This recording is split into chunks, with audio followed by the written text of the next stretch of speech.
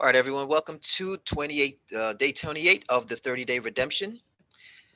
We're going to take another journey today on the spiritual path. Remember, we've done 10 days of mind, 10 days of body, and we're doing 10 days of spirit. This is the eighth day or the 28th day of our journey. I'm Kashab, and today we're going to do a topic on the spiritual subject called self redemption. If anyone has checked out the two shows that I personally did. These shows tie in, or these presentations tie in to the uh, rebirth topic and the cult redemption topic. But this one is self redemption. Uh, that's going to help you to go more into yourself and not necessarily the outside, but what's going on the inside of you. So give us an hour of your time, sit back, take any notes you like, and after we're going to have a Q&A. So, what is this self redemption topic all about? Let's take this journey. What happens during self redemption, or what is preventing you from self redemption? There's a combination of things. You may have guilt, you may have shame, you may have stress about self redemption. What is that? The guilt and the shame is telling other people no, or being embarrassed, or not seeming like, or not fitting in. Then there's the outcast scenario where no one wants to be shunned, no one wants to be left out. If you have any failures with your obligations for whatever circumstance, whatever reasons, for example, there's people right now who are dealing with unemployment. 26 million or more Americans have filed for unemployment. Why so many people file for unemployment? Because the system is shut down. They may give you some kind of feeling of failure because maybe you didn't prepare. Maybe you didn't prepare for any kind of disaster. What about judgment and ridicule or other responsibilities that make you feel a sense of unredeemed, a sense of guilt? When we had our discussion the other day about rebirth, we talked about the two different selves. You have the artificial self, which is the person, the character, the actor you have become over your lifespan. And then you have the true self, which was your originally created intent or your purpose. And those two entities live within you and create a conflict of interest. And so, again, just really quickly, the artificial self is a product of your parents' mate selection, your parents getting together created you, and whatever that foundation was, be it good or bad, whether it's a silver spoon in your mouth or dirt, you were created in that particular by that particular circumstance. Then you have the DNA that is transferred from them. And then you have the covenant that is made with the rest of the world when you have your birth certificate and when you're born into society and when you're put amongst other family. You just have circumstances that create your artificial self. You have environmental concerns or environmental stimulants. You have social, political, cultural, and educational stimulants. Okay. And some of us get very comfortable in this type of distorted reality that we call reality. And this it creates this person, this character. Okay. Then you have the true self, which is the divinely created you. You was given purpose, you was given energy, you were given a spirit, you were given instructions. There is information in your DNA that goes all the way back for many ancestors who may have been on a particular mission, good or bad, that you have to continue because it's in your bloodline. You have your callings, you have your dreams, you have your passions, and you have this mental compass that's pushing you in a direction. And some of us fight it and resist it. Sometimes other people help you to fight and resist it. You have opportunities that help to bring you closer to your destiny, that you have this fork in the road.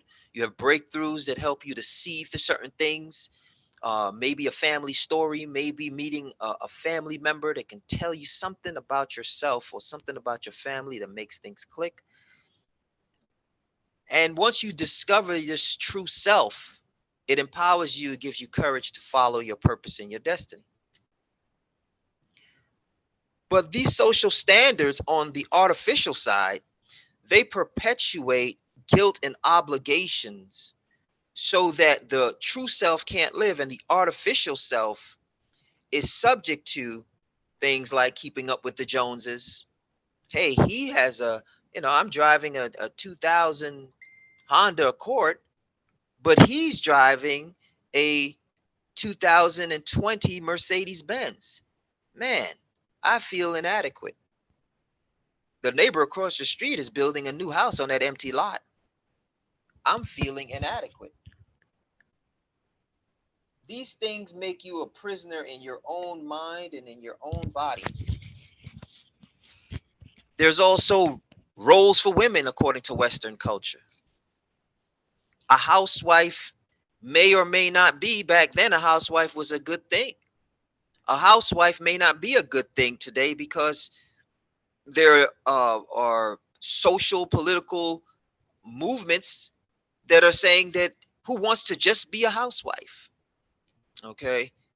Back then, a housewife was a great asset to the family because the children didn't have to go and be in aftercare and all these other scenarios for how many hours a day your child is away from you.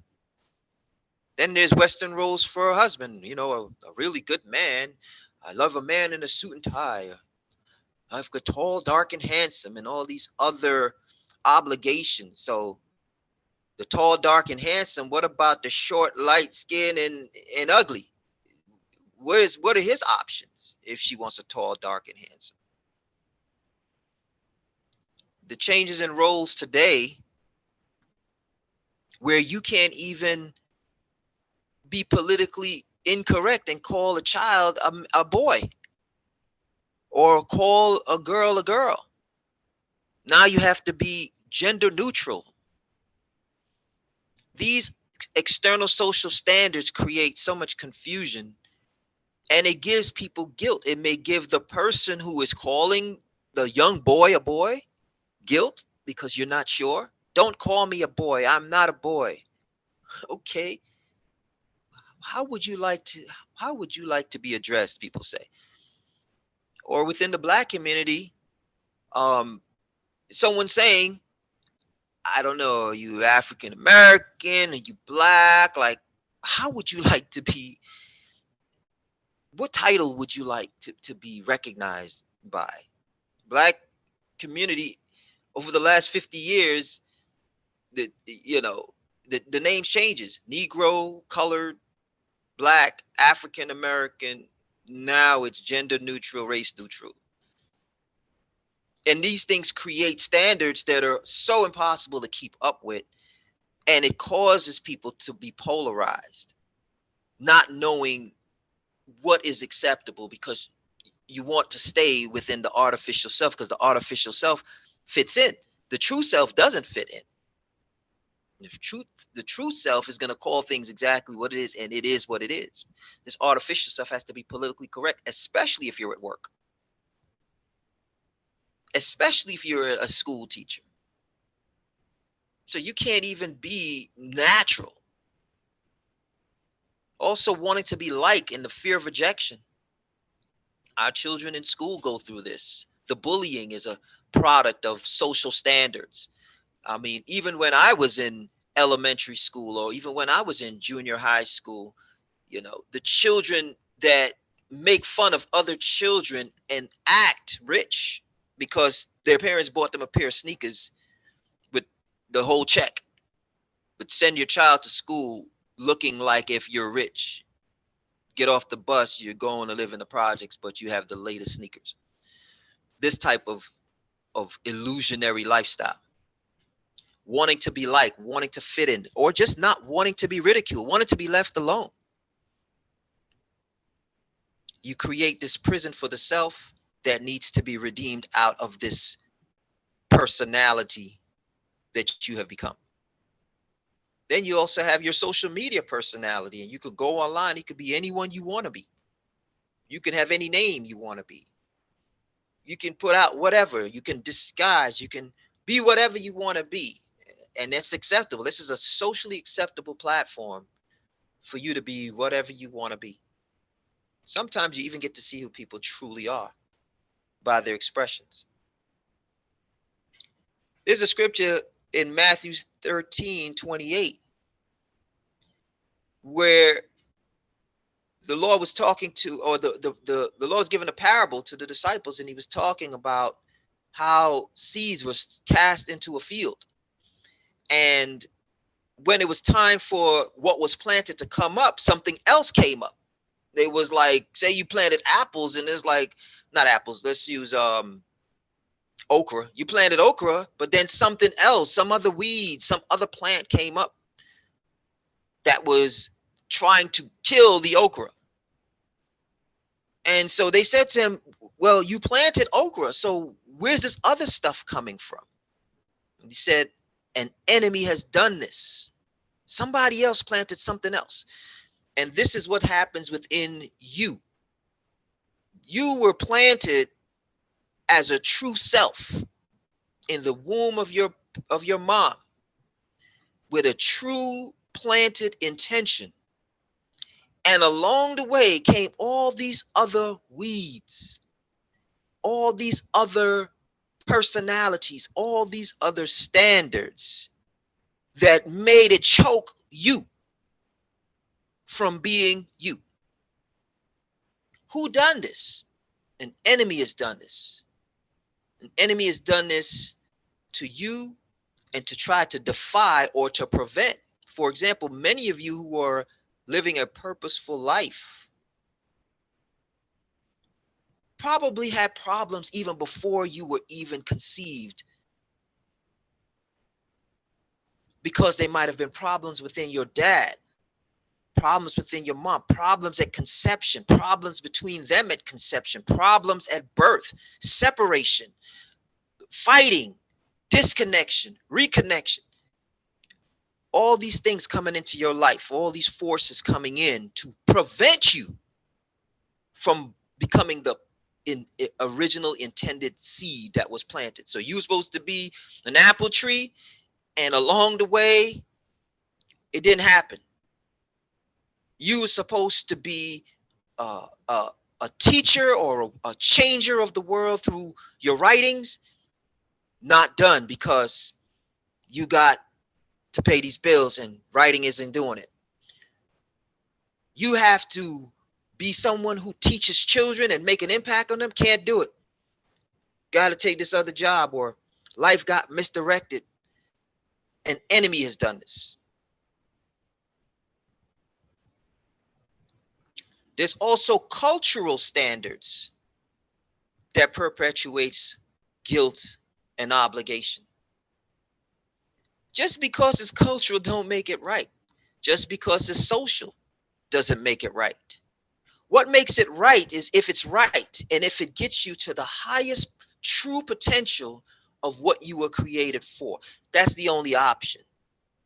Everything else that's mediocre, getting by, just getting money, when you feel unfulfilled, you know that true self is the way to go when someone who has everything, the family, the money, the lifestyle, and they kill themselves.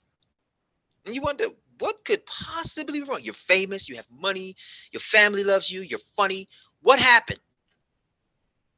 Really wanted to do something different, and now have to stay in this character because this is what pays the bills.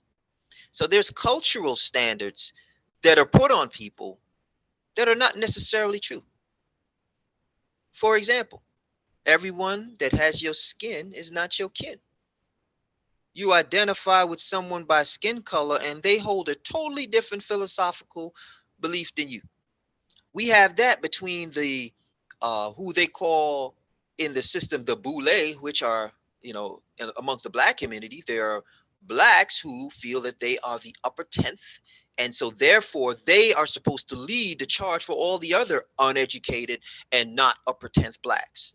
They have charged themselves with that responsibility to be the overseers of the rest of the black community. If you check your history, you will see that Marcus Garvey and W. Du Bois had beef. They had problems between one another because how dare Marcus Garvey, who was not amongst the upper 10th, have such an impact on so many people? When the upper 10th under W. Du Bois, he had an organization called the Niagara Movement, and he was pulled in by another organization called the NAACP to make him part of an organization ran by non-black people, which had 75 years of non-black people running it. He was pulled in. So, of course, as the upper 10th, the more educated, he's supposed to be the leading person. How dare, and he called Marcus Garvey a buffoon. How dare this buffoon, who has an impact on 1 million people, be in the position he's in? So everyone that has your skin is not your kin. These are two black people fighting for the cause of black people and couldn't agree to this day. That same energy existed between Malcolm and Martin. Yeah, we see the famous handshake, but they didn't agree philosophically. Martin be on the upper 10th, upper echelon, black and educated, and Malcolm coming out of prison, going hard for the Muslim movement and for the cause of black people. How dare he? And guess what? Here's the irony, okay? Malcolm X's father was a Garveyite, followed Garvey. So it's almost like that spirit continued. But again, everyone that has your skin is not your kin. And so you hold yourself to the standard of a community that some of the members of the community do not hold your same skin color philosophy. Same thing happens in the white community. All white people do not agree with racism. Not all.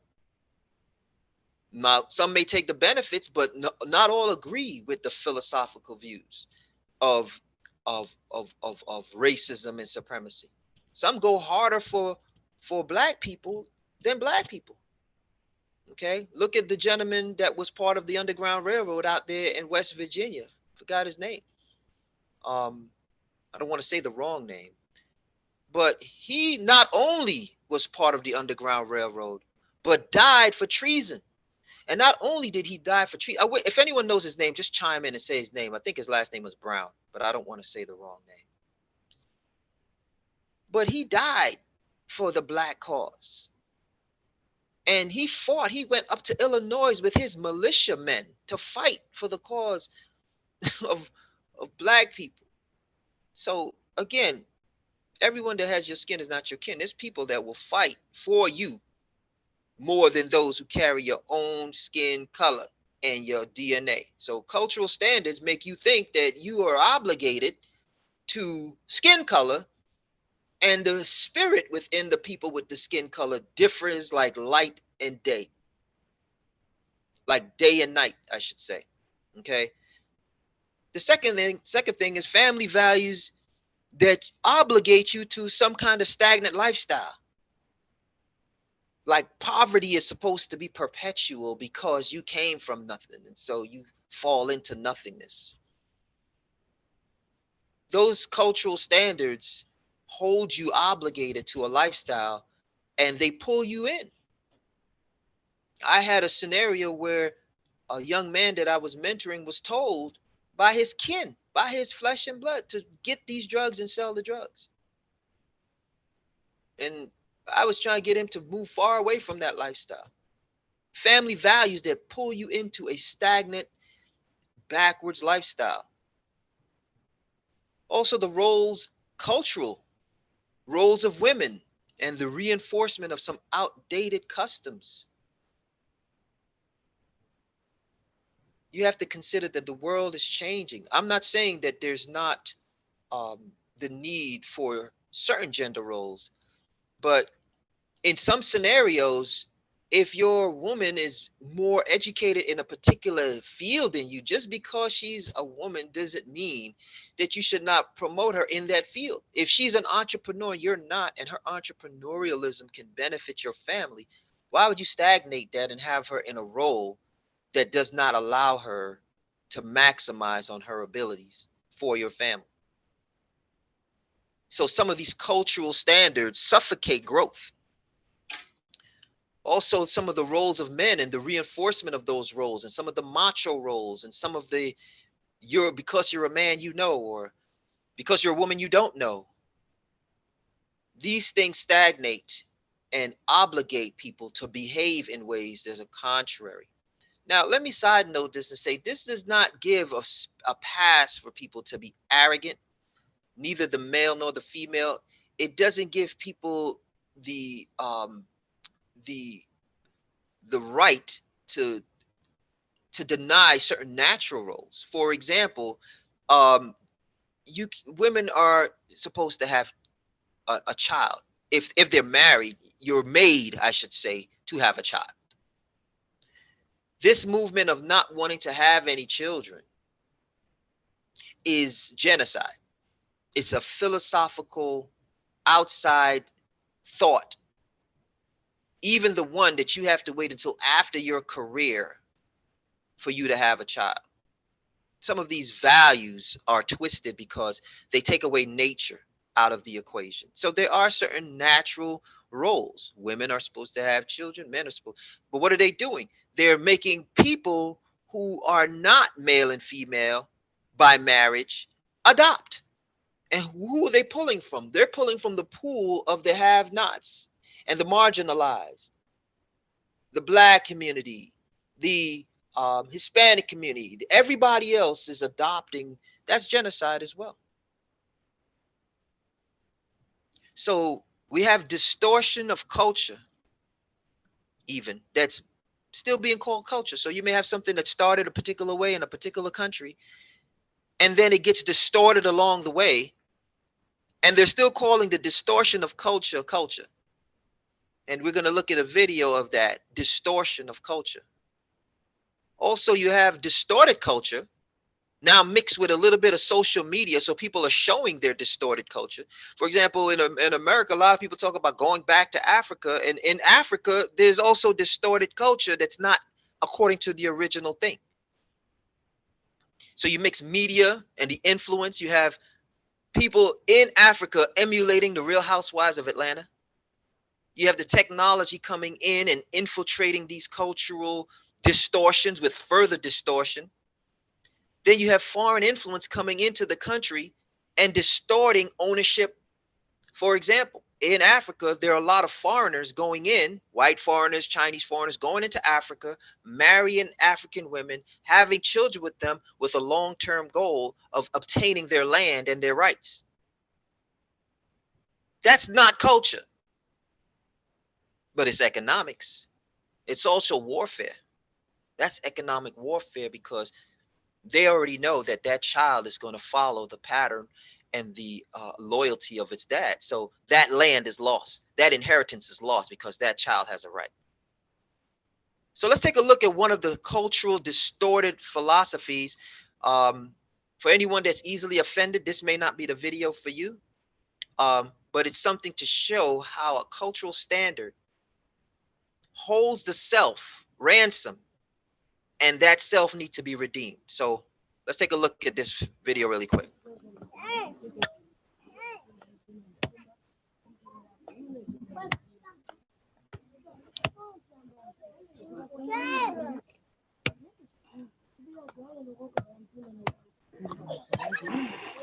Ndinapanga programu ya kulowa kufa 1985. Ndinalowera akazi okwanira 104.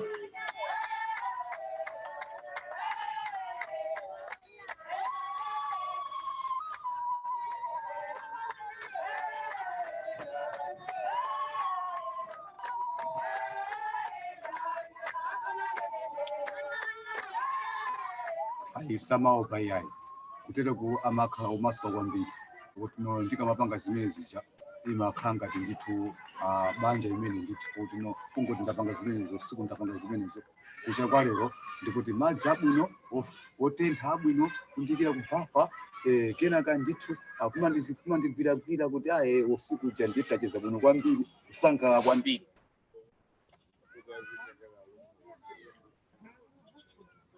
Ya ndizoona kuti no zikusasukhala mbali imene yofalitsa matenda HIV and AIDS. Malinga ndi mwambo wathu wakuno chifukwa timalowa kufa kuleni sitimatenga chitetezo kapena chishango kuvala kumapanga zimenezo.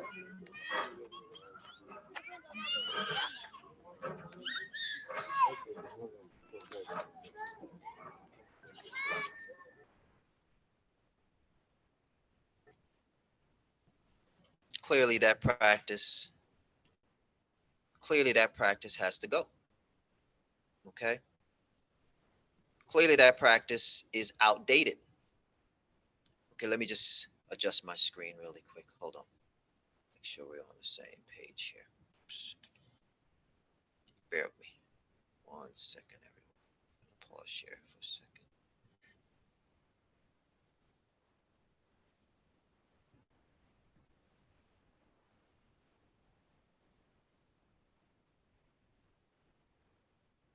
I'm gonna come back to that. Hold on 1 second.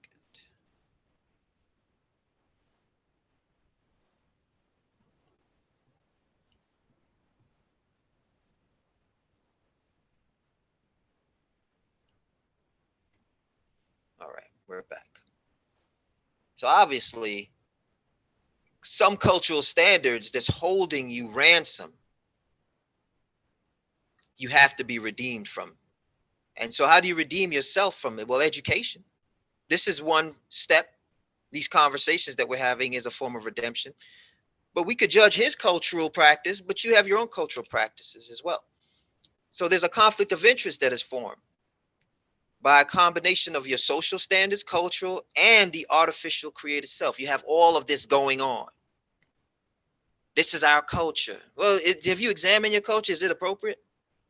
In light of everything you know and the knowledge that you have? These social standards, is this correct? Is this the way it's supposed to go? Even right now, as people are in lockdown, who's supposed to have and give the authority to government that you've elected to tell you what to do? Okay, it's for the benefit of everyone else, but how far does it go? They just passed a law last year in New York that says your religious right doesn't matter when it comes to inoculation. You can't use that as an exemption anymore. Who said they have the right to do that? Well, you elected them, put them in position, and they agreed. So some of these social standards, cultural standards, and the artificial created self, it entraps you. So your true self now feels a sense of guilt. Well, I can't do that, you know, or obligation. Well, I have to do that. Oh, no, it's my responsibility. It's the man's duty. A real man. Meanwhile, your heart giving out because a real man has 3 jobs to provide while his wife is home watching the Real Housewives of Atlanta, texting her boo. Let's be realistic. Let's be correct. Or the man doing the same thing, the flip side. These responsibilities, external judgments, the ridicule, the shame, build up unnecessary stress. So the redeemed self cannot be redeemed because the artificial self is holding it captive underneath these standards that is in your head. And some of it is not in your head, but a lot of it is. So trying to fit your true self into the artificial self's world. That's what you look like in the mirror. You're seeing a character. You're seeing an actor. And these things have an effect on your health. We'll touch on that later. Are you trapped within your artificial self? Things like Stockholm Syndrome, where the person who has been held captive is sympathetic to the person holding them captive. There's been scenarios in the past where you got a guy and a girl is having a fight, and the Good Samaritan steps in. Hey, what are you doing with her? You step in and he begins to pull the guy off and start to beat up on the guy, and then the girl jumps on the back of the Good Samaritan and don't you hit him? Some people die being the Good Samaritan because the Stockholm Syndrome is that the person who is held captive or the victim sympathizes with the person who is injuring them. And I wanted to bring in my good friend Jabrita, and if she could chime in a little bit on this as far as that mentality fitting into the space of trauma, if she's available, and talk about just, blurb on that personality of guilt or obligation to the person or to the scenario that is actually counterproductive for you. So Jabrita, are you around? If so, maybe you could unmute and jump in. I hope. Yes, I'm here. I'm here. Okay, perfect. All right. Um, What do you think I'm about it? actually, I'm just gonna pick back up on where you stopped off with the Stockholm syndrome.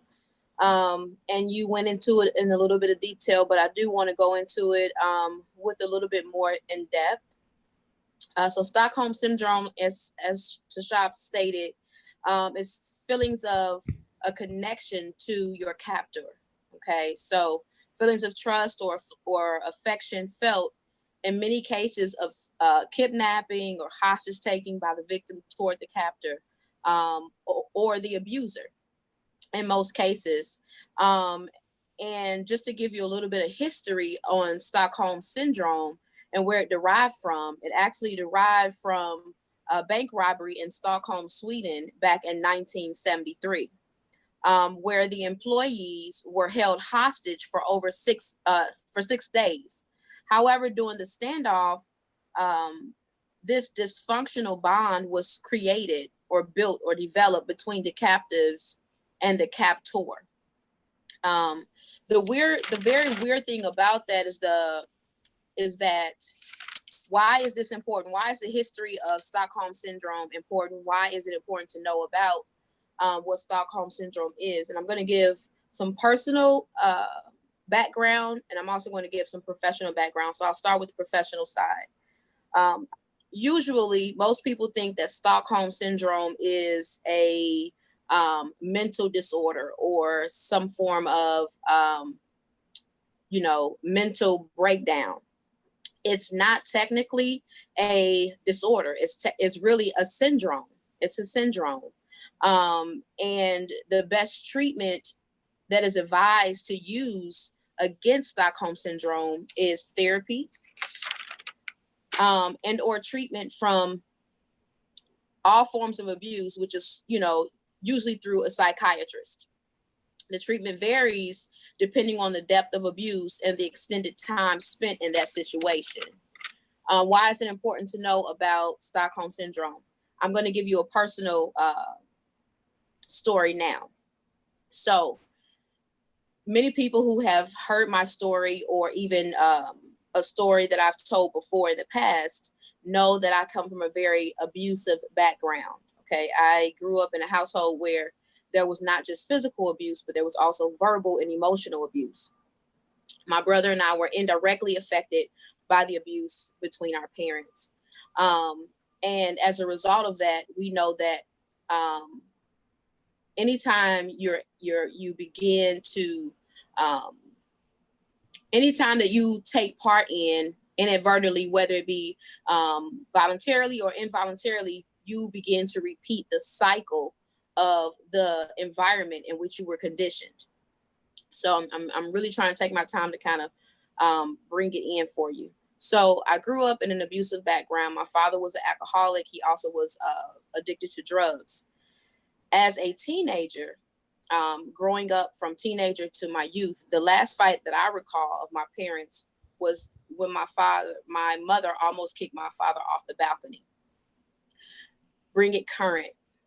As we began to have conversations with my mom, I would say, "Mom, why did you stay? What was your reason to stay with my father through all of the beatings, through, me having to clean blood off my mother's face, from cleaning blood off the kitchen floor, from all of these many various forms of abuse that I encountered, experienced between my parents." Her reaction and response to me was this. She said, "One of the reasons why I stayed is because what I realize now is that I was more dedicated to the commitment of having a family than I was to endure the abuse of what was happening to me. I want to pause there. Stockholm syndrome. Usually you are more committed to the outcome of what you are desiring from a thing than you would be to what's actually happening in the experience of the thing you're experiencing and experiencing it in. So as a child, I remember, the different variables when it came to my father going from 0 to 1,000, having to see them fight, having to clean up furniture after, having to, give my mom different things like that. From a teenager out, I began to experience some of the same patterns and some of the same behaviors. One, because I was uneducated. Two, because it was environmental. So I thought that it was just something that I was going through, or something that was, how should I say it? Something that was, a part of my destiny because I had experienced it. And three, because of the conditions in which I was around. Environmentally, I was under, poverty. Environmentally, my father, again, alcoholism, drug addiction,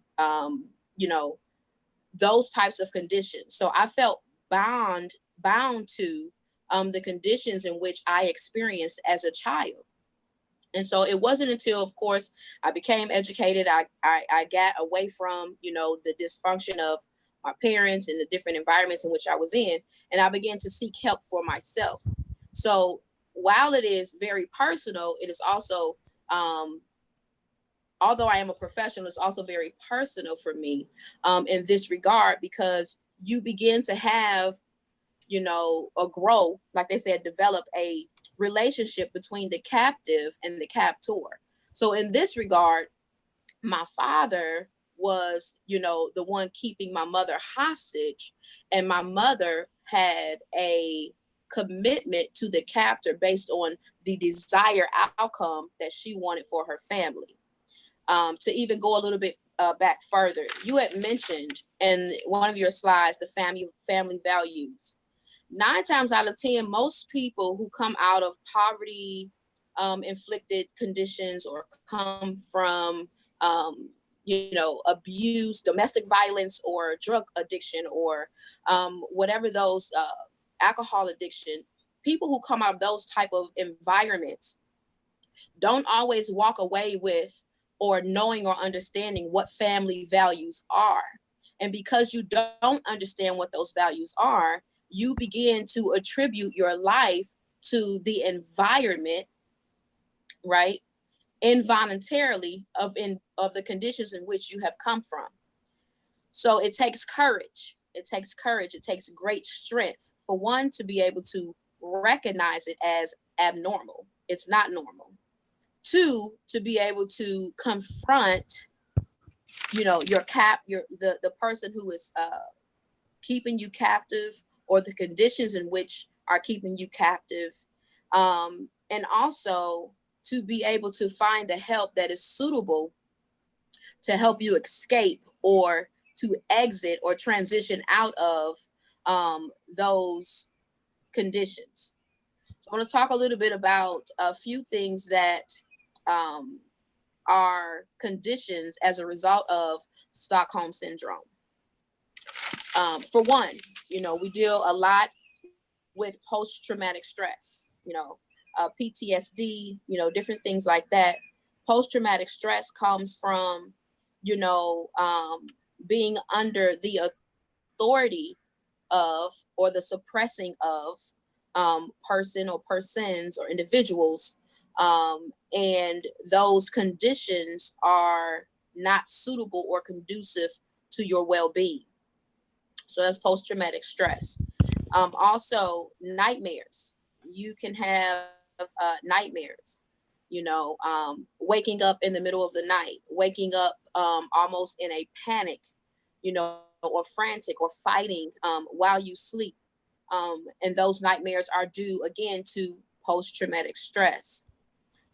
Insomnia, the inability to go to sleep or stay asleep, or having to stay woke because you are fearful that once you go to sleep, you will begin to have those nightmares that again are attributed from I would say being oppressed from the oppressor. Then you're talking about we go into flashbacks. Flashbacks is another thing that happens as a result of oppression, under that Stockholm syndrome. Easily startled. So someone walking in the room and what would be a normal reaction seems as if you are, frightened into a panic because something snuck up on you without you knowing, without you being aware. Then confusion goes back and tapping into that artificial self versus, the person that you are really created to be. And I want to stop there for a second because the confusion between your artificial self, which is the person that you have practiced becoming, versus your real self, which is the person that now it takes, again, great courage and great strength to be able to identify who you really are, apart from the conditions in which you have been trained to become. So you can be confused based on your environment, based on your experience, based on your reaction and response, and also based on the information that you, one, download, two, process, and three, is able to, see your true self in that identification. And then lastly, you have an enormous inability to trust others. That is huge. Why is that important? Because most people don't understand why they have broken relationships, and where those broken relationships stem from. Well, we all know that it takes, we all know and understand that, we have to, as humans, we have a responsibility to other humans, but we also have a responsibility first to ourselves. And so as a result of that, it's important for you to understand who you are apart from, the abuse that you have encountered, whether it be some of the examples that Tashab has given today, and or some sorting that you still must do in order for you to get to your true self. So with that being said, Tashab, I am handing it over back to you. Okay, excellent. And that was an excellent breakdown, because we get to see there's a lot going on, and then there's a lot of work. There's work that you need to commit to. And then also other people who are involved with you have to also be given the tools. There's that piece as well, because who wants to go through that by themselves, but also other people need the tools, and you can work on that together, or you may have to work on it yourself until you're ready. But definitely not an easy thing, from the more extreme, the Stockholm syndrome, to the more not extreme, to thinking that you're normal under an artificial self. Okay. So I'm going to move on. Thank you, Jabrita. And at the end, if we have some time, we can get anyone that has questions to jump in. But we're going to continue. Okay. So we also have what else holds the self ransom or captive that needs to be redeemed. We have legally binding agreements that we enter into, such as marriages. And the marriage, by the social standards or by the cultural standards, obligates you to behave a certain way. Whatever that agreement is, you have to behave that certain way. And sometimes you don't even know what you signed up for until you're in it. One statement that I have is, you don't know who you're dealing with until you start paying bills together. That's when you really understand what's going on. You live together, start paying some bills, and you start really understanding what this marriage is. Some do well, some don't. Then you have the legally binding agreement with your child. Born in wedlock, born out of wedlock, you have this legally binding relationship, for most people say, for 18 years. I believe it continues beyond that. But this 18-year mark is, you're in this bind for 18 years. If you're in a child support bind, That's an 18-year bind that you have. If you're with a child that's rude, usually about 15, they start, start testing the parenthood, and you're in that bind. You have parents who cannot keep their children in the house and can't keep the children out the house. So they're in the house doing what they want, and you can't kick them out because they're your child and you have a legal obligation. And the society empowers the child more than you. So you have these binds. You have the home bind. You have the mortgage bind.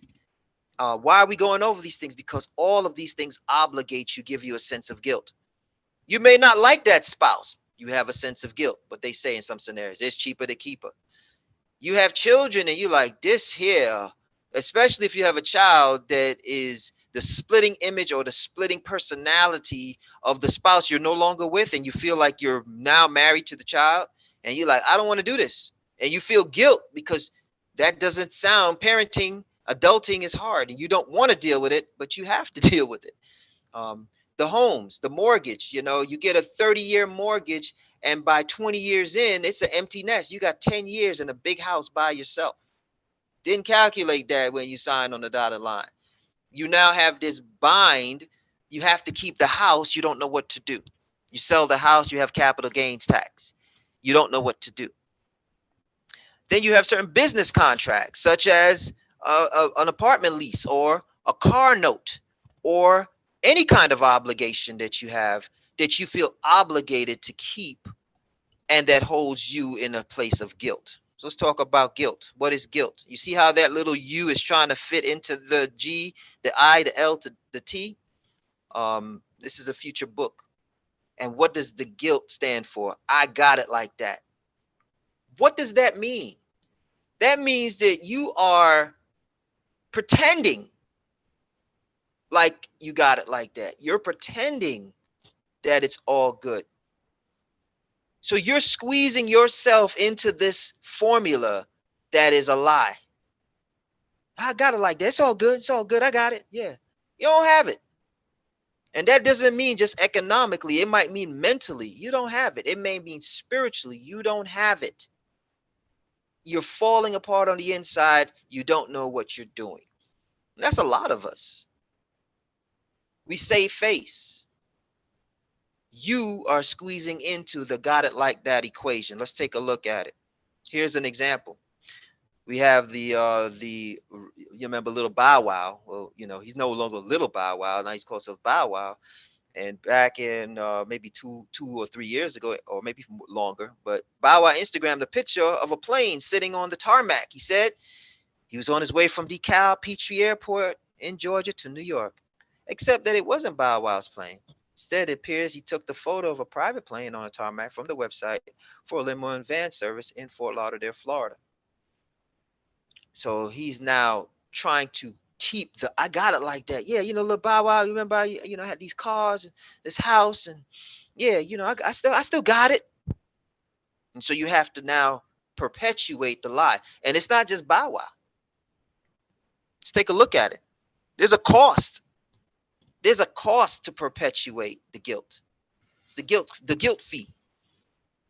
If you make $100,000, you're in a six-figure range. For most of us, you're like, wow, you're doing really good. How much school did you go to be able to do that? Oh, wow. You went to how many years of school and how many years of working in this field? Wow, you're making six figures. After that, and they take their taxes out, you're not making six figures. They take the taxes out on the first day you get a check. So you have the taxes that come out, which brings you after, the gross pay, you're roughly around 70,000, maybe even less. But let's look at the numbers. You have the mortgage, because you got to look like you're making six figures. Because who wants to live as a minimalist when you're making six figures? You have to, what they say, you got it, you full on it. You have the mortgage, 3,000. You have the utilities. You got to heat a $3,000 place, which may be, 3,000, 2,500, 3,000, 4,000 square feet. If you're in Georgia, if you're in New York, it's probably 1,500 for the same amount. And that's an apartment, but that's besides the point. Food, car note, insurance, clothing, maybe private school, life insurance, recreation. If you can, you want to go to the gym, you want to do something. You already above at a 6-figure. You're already above your income, roughly. Now you may cut a little bit. You may like, nah, we're not gonna do 500 a month in clothes. We're gonna buy clothes maybe every quarter. You could cut some. You can maybe cut the car note. Food, sometimes you can't cut it. Utilities, it depends. In Florida, you're gonna have to keep that heat on. I mean that AC on. Might be able to get a better mortgage situation, but the numbers show that most times, if you're making that kind of money, you want to enjoy the fruits of your labor.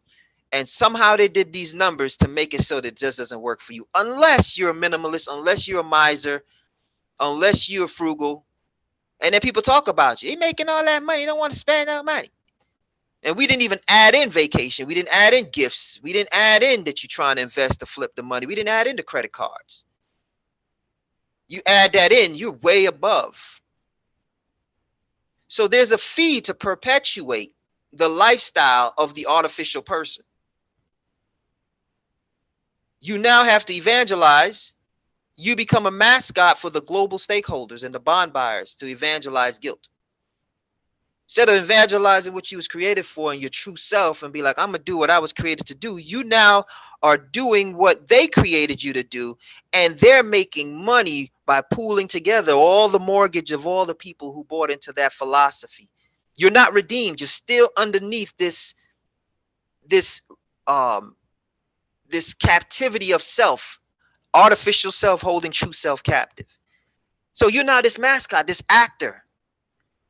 And the global stakeholders, the people who own the light companies, the people who own the mortgage-backed securities, the people who have the pooling and service agreements being worked for all of the mortgages in New York and all of the mortgages in Atlanta, pool them together, and bond holders now are buying into those things there. You're killing yourself to pay the bond owners. You're no longer paying the bank. The bank was out of the equation by the time you signed the mortgage contract. They pool it together, put it on the bond market, and investors buy into that because they know that they have 30 years worth of money, because you are going to be a mascot to perpetuate a lifestyle and evangelize that lifestyle to other unsuspecting people to become an artificial self like you. It's that deep. But not knowing this, you kind of live the life. It's all an illusion. What's really happening is the social standards, the cultural standards, if you are caught up. Now, you can do any of the things that we talked about. Make your money, make 100,000, make 200,000, make 500,000, but have it all in perspective. Make as much money as you can, live the lifestyle, travel, pay your bills, enjoy your children, but have it in perspective. Because if we go back to all of these things, the mortgage, you don't own the house until it's paid off in 30 years. The utilities, they own the utilities. The food, you eat it and it's gone. The car note, unless you finish paying for the car, you don't own the car. The insurance that you're paying for life insurance, you'll get it. The family will get it if you die. The clothing, you wear it. It comes, it goes, it gets holes. The private school, hopefully you're putting into these children, and hopefully they will take this education and live better than you. But remember, they're also being groomed to be artificial self, to perpetuate and be a mascot as well. So where does the reality kick in? Okay. You have the life insurance, you have the car insurance. They're getting money hand over fist.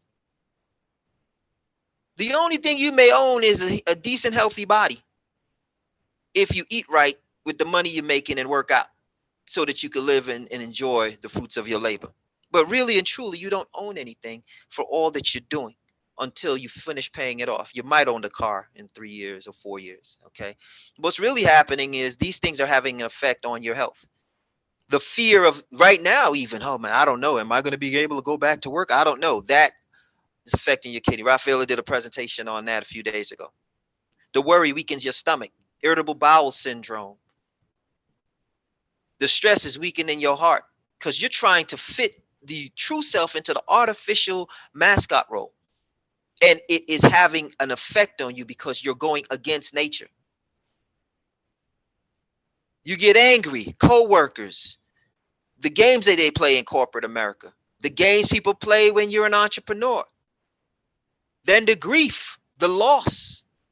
People are dying right now for whatever reason, whether it's coronavirus or just getting caught up in the hospital, or from the fear, or from the poor health, sitting home. Whatever it is, these things are having real effects on real body parts. Now, if anyone has ever researched what body parts are worth, a kidney is worth $400,000. And if they have to put it in, it's worth about $800,000. After all their research and everything they do to put a kidney in this $800,000 thing, $400,000 for the kidney. Your body parts is worth altogether. Your whole body is probably worth 1.5 million just being healthy, which is more than you will make when you finish working and paying off in 30 years. If you're making 100,000 and you have 70,000 in 30 years, you will have more from a healthy body than from the job. It's so the equation is wrong. And I'm putting this for you to be able to consider how you have yourself in captivity and it needs redemption by a shifting in how you think. And that's what we're going to look at. Change your mental picture. The picture, like Jabrita broke down for the Stockholm Syndrome, applies to everyone. The captor is the system. The sympathy we have for the captor is that we're sympathizing with the captors, and we have an obligation for the picture that we have in our mind that it's going to be okay in 30 years. I'm going to pay off this home, or I'm providing this place for my children, or I'm working so hard for my, whatever is your motivation, the captor is benefiting from your motivation, just like the example that Jabrita gave with her mom and dad. The picture that mom had made her suffer. The picture you have is making you suffer. So when are you going to redeem yourself from up under this? This is the beginning of that conversation.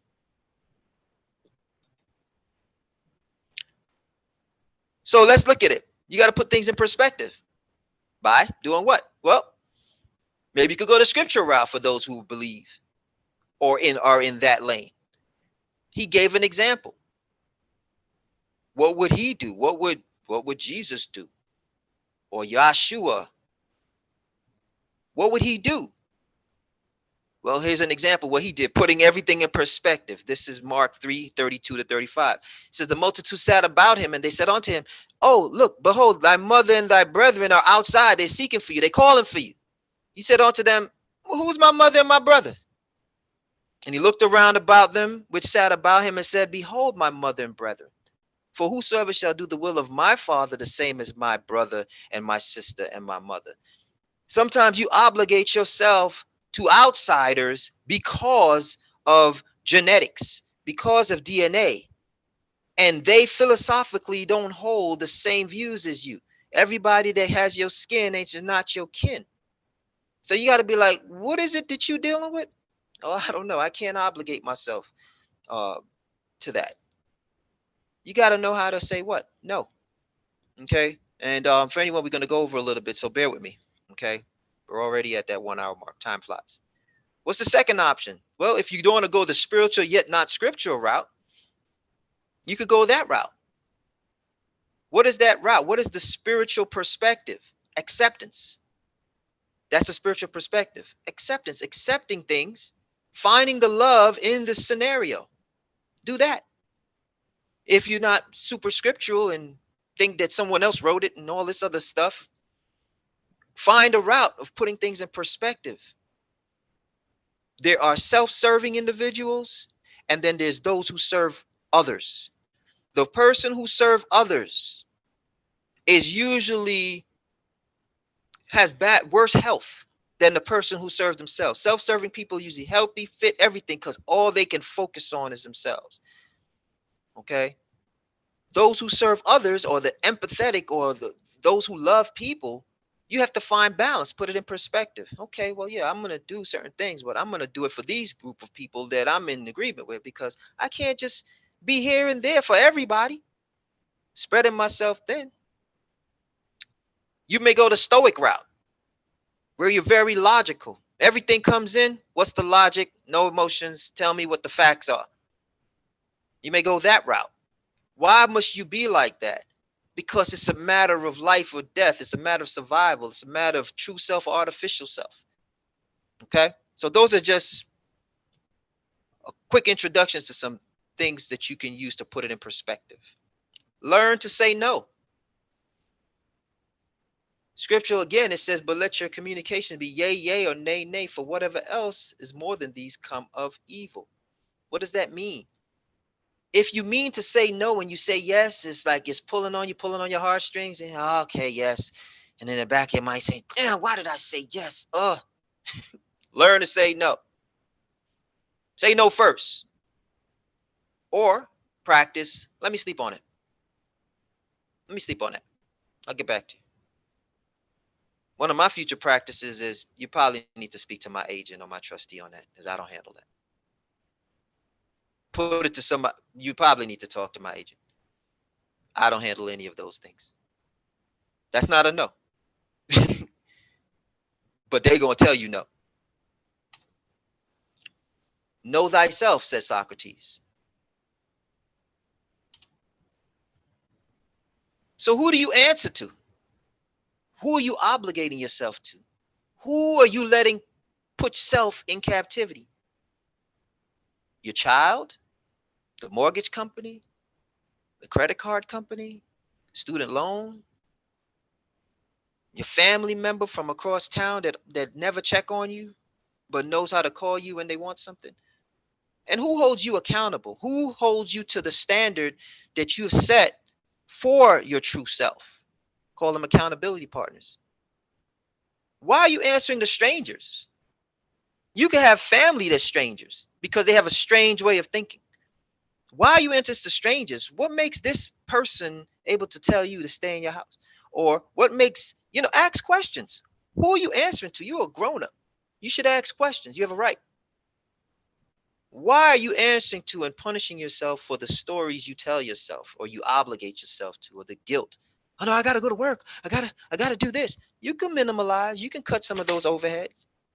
You have options. You have to know what they are. In the scriptures, again, it talks about this obligating yourself to family and obligating yourself to others. This particular scripture says, give not thy son and wife, thy brother and friend power over thee while you live, and give not thy soul to another, lest it repent thee and thou entreat for the same again. You giving, you bending, you doing everything. You're giving people power over you, and you want the same in return, can't get it.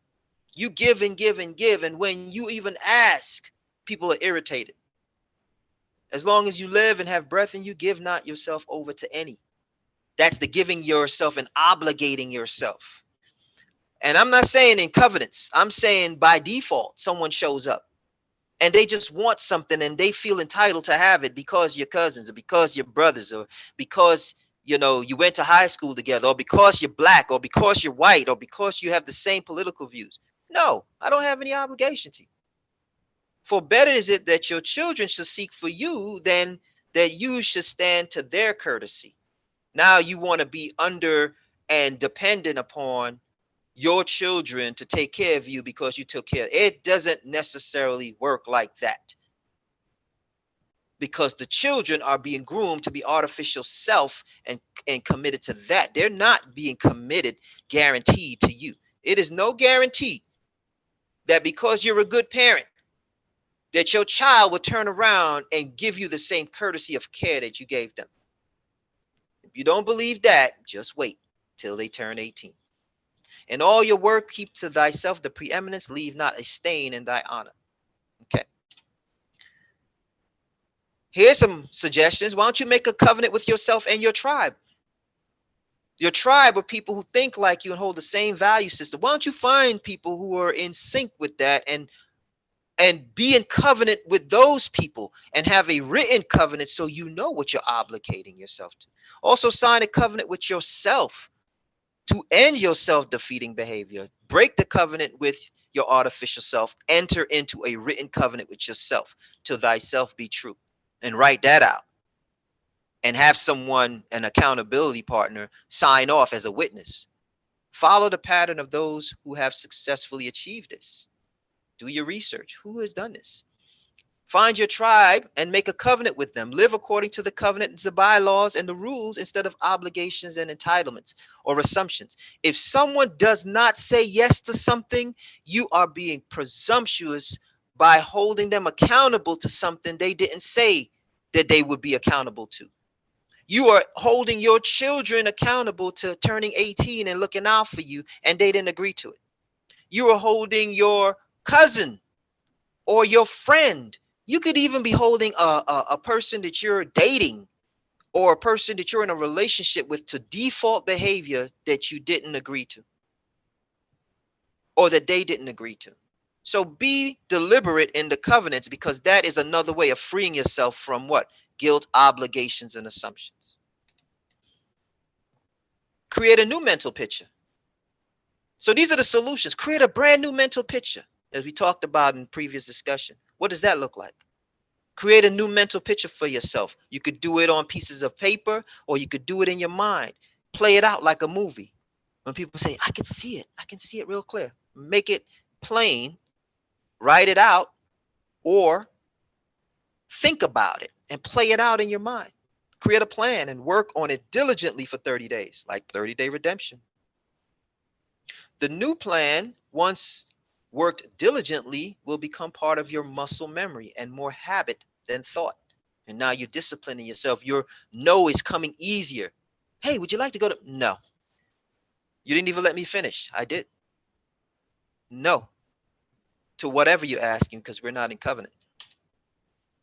Might seem a little extreme, but practice makes perfect. So here's 8 self-redemption tips that we can offer. Number 1, identify and accept your true self and your life's purpose.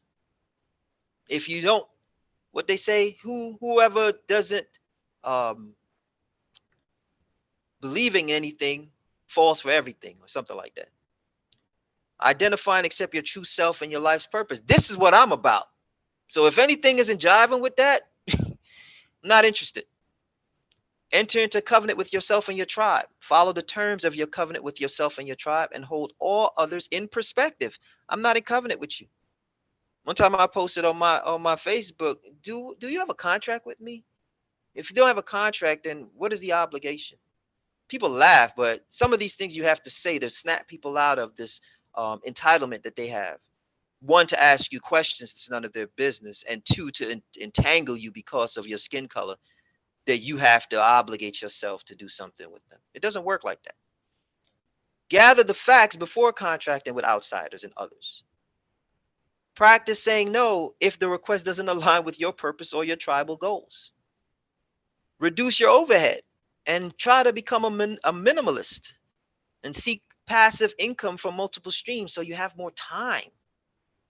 Put yourself in a mock scenario to help you sharpen your skills in self-redemption and living a true to self life. Put yourself in a situation you have to say no. We did a no in November. Put yourself in situations where people tell you no to kind of harden you a little bit so that you can learn to take no and learn to say no. Spend more time in meditation and prayer, more time inside. Be busy. Put your phone on mute. Send some people a voicemail. Make yourself measure your progress and make adjustments as you go. Those are some of the recommendations. I'm going to open up the lines for any questions, any thoughts, any comments. The lines are open. Does anyone have any feedback? Anyone scared to death? I need to hear from you guys. So unmute. We have some comments in here. It's a lot to process. Okay, there we go. Lot to process. Yeah. Well, you have the John Brown. John Brown was the guy from West Virginia, the white guy who died fighting for the cause of black people. Thank you for that. So what are you saying? A lot to process. Oh, I'm just saying it's just you know, each one of those things is a task on itself. I'm impressed with the No in November, and you know, it's just a whole bunch of different areas to look at. It's just I don't think you comment on just one particular thing. It just seems like it's just a lot. It is. Well, good. And that's it. The goal is to shock the heck out of your artificial self to let it know that it's been exposed. And it can't hide under the personality that this is just me. It's not just you. So thank you for that. I see Latanya White. She said, wow. Okay, we'd like to hear from you. And Jabrita said it's so good. Truth. Thank you for that. So again, if anyone has any comments, the line is open. If not, we're going to wrap up, and this will close out at least any sessions that I have to do. Jabrita, did you want to chime in and say anything? I did. I agree with the gentleman that said it's a lot to chew on.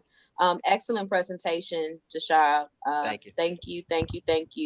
Definitely a lot. There was a lot of takeaways even for myself that I got, some things that I would definitely be pondering upon and really thinking and reflecting at the same time. So thank you. It's definitely going to take more than, the next hour to process, but a lot of very, very good, nuggets Content. So thank you. Excellent. Thank you for that. Yeah, and that's what it was designed to do. Let that self get some shock. You have to shock sometimes yourself into reality. Okay, Estella, did you have some feedback? Yeah, that was great. That was, just putting in perspective, like the background I came from, my culture and things like that. That was something that I had to, slowly, it is a lot of work. It is a continuous process and a journey. But I grew up in certain, in a culture where there was certain practices, certain things that I had to break out for myself. So it just shows that the work doesn't stop. You have to continue to fire the artificial self and put that armor on of true self and continue to keep that up, because you will fall for anything. Absolutely, because the artificial self wants back in. For any of you who read scriptures, there's a scripture that speaks about how the unclean spirit went out of a man, and it says when the unclean spirit went out of a man, it went around seeking, where it can find rest, and it said, you know what, I'm going to go back to that person. Yeah, who is now swept and garnished, meaning that person is now true self, and that unclean spirit said, I'm gonna go back to that person, and I'm gonna take 7 other more unclean spirit than the one that left, and enter into that man, and now that man is more confused and more artificial than before. So the battle doesn't stop because you might do a colon cleanse, you might do 30-day redemption. This is a life battle, because your muscle memory knows the artificial self very well, and it's almost therapeutic to sit inside of that self. But to break from that is going to take work. We're committed to that process, and hopefully, you all go through that full redemption for real, because this is not just a social media ploy. This is for life. Okay. Anything else, Estella? No, that was all. Okay, thank you for your comment. So I'm going to wrap up there. Thank you all for your time. Tomorrow we're going to go into another presentation. We have another guest coming in that's going to talk about, almost on the dream board side, and I look forward to hearing from her. And then on Thursday we're going to do our last presentation. So hope you all chime in. Darrell, I see, said yes, great presentation. Need the replay to definitely digest. Thank you both. Okay, awesome. Thank you, Darrell. So have a great day. Keep working on yourself. Check out the replay, and I look forward to seeing you guys tomorrow. Make the most of it and be true to yourself. Take care.